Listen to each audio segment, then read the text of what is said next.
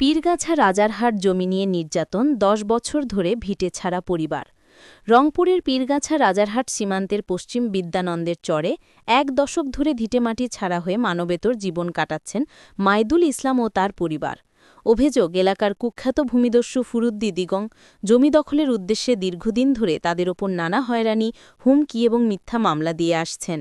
স্থানীয়দের দাবি, গত ১০ বছরে ৩০ থেকে ৪০টি সালিশ বৈঠক হলেও বৈধ কাগজপত্র দেখাতে না পারায় ফুলুদ্দি প্রতিবারই সালিশ মঞ্চ ত্যাগ করেন। বিচার মায়দুল ইসলামের পক্ষে গেলেও তা মানেননি তিনি।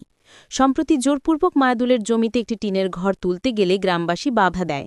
এতে ক্ষুব্ধ হয়ে ফুলুদ্দি ও তার অনুসারীরা স্থানীয়দের বিরুদ্ধে নতুন করে মামলা দায়ের করেন। এলাকাবাসী আরও অভিযোগ করছে, তার ভাড়াটিয়া বাহিনী রাস্তায় চলাচলকারী গ্রামবাসীদের মোবাইলে হুমকি, চাঁদা দাবি ও প্রাণনাশের ভয় দেখাচ্ছে।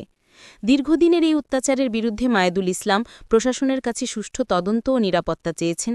তাঁদের প্রশ্ন, ৫ আগস্টের পরিবর্তনের পরও পুরনো দুষ্কৃতিকারীরা কিভাবে একইভাবে অত্যাচার চালিয়ে যেতে পারে।